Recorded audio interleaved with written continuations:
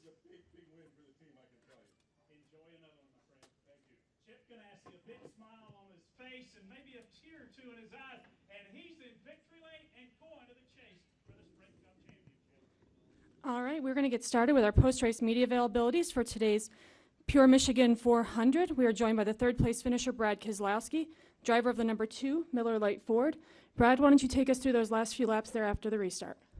Well, that's an heck of a video to start with. You can see just these restarts here at Michigan just get really crazy towards the end. And oh, I need this.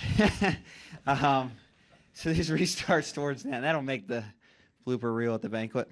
Yeah, these restarts here at Michigan, I was watching on TV, they get really crazy at the end, and the 42 had a good run, the 24 was really good, and we were kind of right there. We were a third-place car, I think, most of the day. On really long runs, we were maybe the best car, but for most of the day, we were a third-place car, so we kind of finished where we deserved, and at the end there, I gave Kyle a really good push. Looked like Chase spun his tires just a little bit, and next thing you know, we were off to the races. I got up to second. I just wasn't as fast as Chase. He was able to get by me, and Kyle was able to drive away, which was kind of the tail of the tape there on the short runs. But all in all, a really strong day for the Miller Lite team. I think we would have been a little bit better if we could have got the sun to stay out. The clouds came out then, and we were our best really when the sun was out. But all in all, a lot to be proud of, and heck of an effort. Just seems like every time we come here, I want to win here so bad, and we just run third or fourth every time, which is really good in the Sprint Cup Series, but it's certainly not the win we're looking for. So good and bad, I guess. All right, we'll open up to questions for Brad. If you have a question, please raise your hand. We'll get a wireless mic to you. Start with Bob. Bob Pockers, ESPN. Two questions. The first is, when Larson came into the Cup, did you think it would take kind of this long for him to get that first win? And second, you, Chase Elliott, and Kyle up there battling for top three. How many more years do you think we'll see the three of you battling for wins? Well, I think I'd be speculating to answer both. I don't know really if I could give I don't know really if I could give an answer as to how long I would have thought Kyle would have won. I wouldn't have been surprised if he won in his first 2 or 3 starts, and wouldn't be surprised if it took him 10 years. There's no guarantees at this level. There's too many pieces, and being a great driver alone is not enough to guarantee success. Everything's got to come together. You have to have a lot of good fortune. You got to have a great team behind you, and everything just has to click on any given day for you to win. It doesn't matter who you are, what driver you are. Those things are never a guarantee, for better or for worse. So, as far as the future, I look forward to racing him and Chase and Ryan Blaney and all those guys for years to come, and hopefully there'll be exciting finishes like this one was. We are also joined by our second place finisher in today's race, the driver of the number 24 Napa Auto Parts Chevrolet, Chase Elliott. Chase, another good one here at Michigan for you, but a little bit tight at the end there. Talk about your run. Yeah, definitely. Just a bummer again here. I hate to let my guys down. It's the biggest thing. For the second time this happened, and I made a mistake earlier on in the race, and I asked my guys to bail me out, and they did, and unfortunately I didn't do my part again. So that's a couple races in a row, or in just a few short months here at this place that we had a really good car and had an opportunity, and that's one thing I try really hard to do, is to make the most of opportunities when they're presented, and obviously I didn't do a very good job of that here both trips. So just need to rethink, try to redo my restarts a little better. That's obviously not a strong point, at least here at Michigan. So need to think about that some, and I guess take the positives. We were strong, I felt like, as a company today, which was encouraging, and we need to look at that and try to get to Arlington. We'll go up front to Greg, and then we'll go upstairs to the press box for a pair of questions. Brad, what was the difference between the third car and first place? Just a little pace? And can you talk about the fuel strategy that seemed to move you up in the field early on? Yeah, we used a little bit of fuel strategy, and nothing extreme, but we just had a really good long run car, so it seemed to me that why pit? And so we stayed out on those really long runs and kept gaining spots and climbed our way from, I think, 18th to 4th or 5th there, which was really, really good. That's what you need to do at this level. But, as far as what we were missing on the short run, it's hard to say. Probably, if I had to guess, maybe just a little bit of front downforce. Looks like we're a little bit behind there, so that would be my guess as of now. We'll go upstairs to the press box for 2 questions.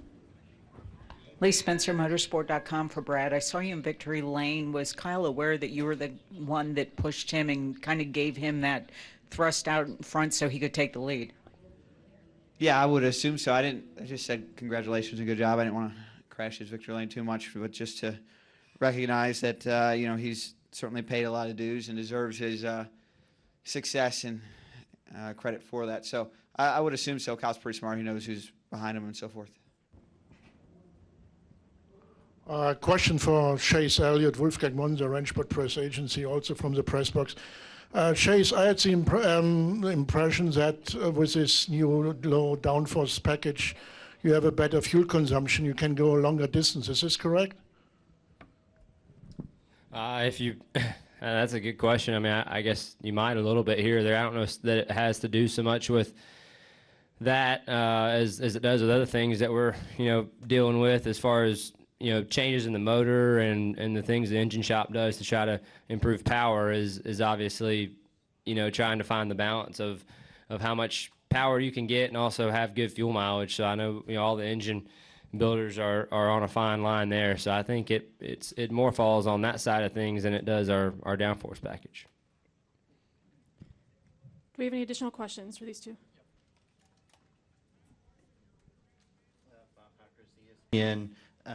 Chase, are you frustrated? Are you disappointed? I mean, how do you kind of move on from something like this? Yeah, all the above, for sure. I'd be lying if I said I wasn't.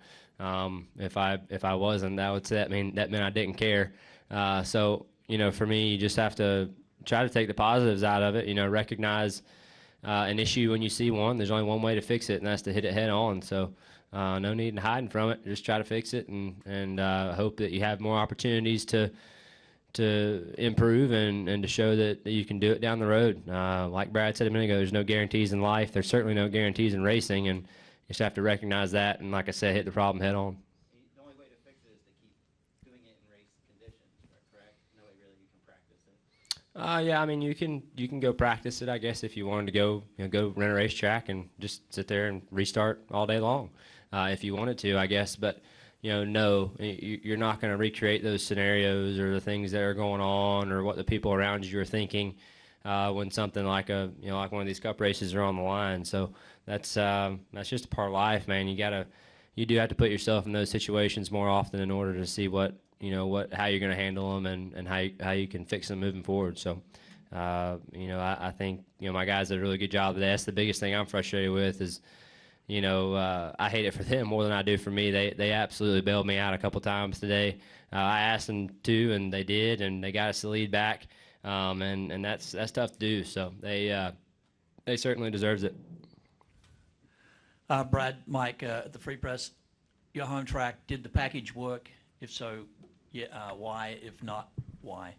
Yeah, I think this package is pretty strong. I like it a lot personally, but it's not entirely my decision, and it's not perfect. That's for sure. There's a lot of stuff to still work on, but I think it's a small improvement in showcasing driver talent to be able to win races. I think the guys that ran up front today absolutely drove their butt off. I saw Kyle and I saw Chase and everybody, and their cars are sideways and sometimes smoking the tires through the corners, and I think that's what this racing's built on, and I think that's a good direction to go towards. So I've been a big fan of this package all along, and hope to see it move forward along with some other projects that the sport's working on to continue to improve the quality of racing for our fans and for the future of our sport.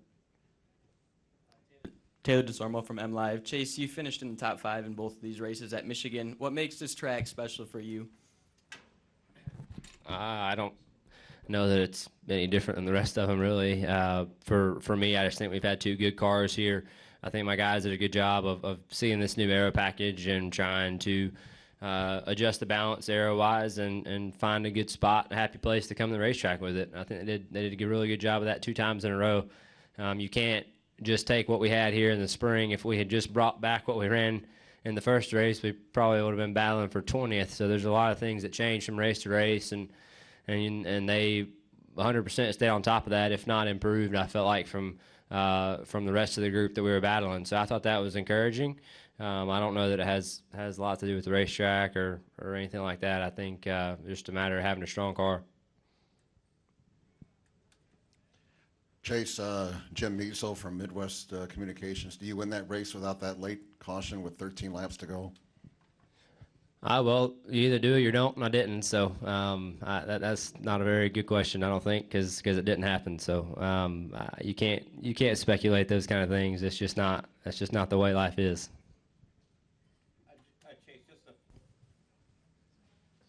Just to follow up on the earlier question about this track, your dad was so good here. He won 7 times. Has he been able to share anything with you about this track?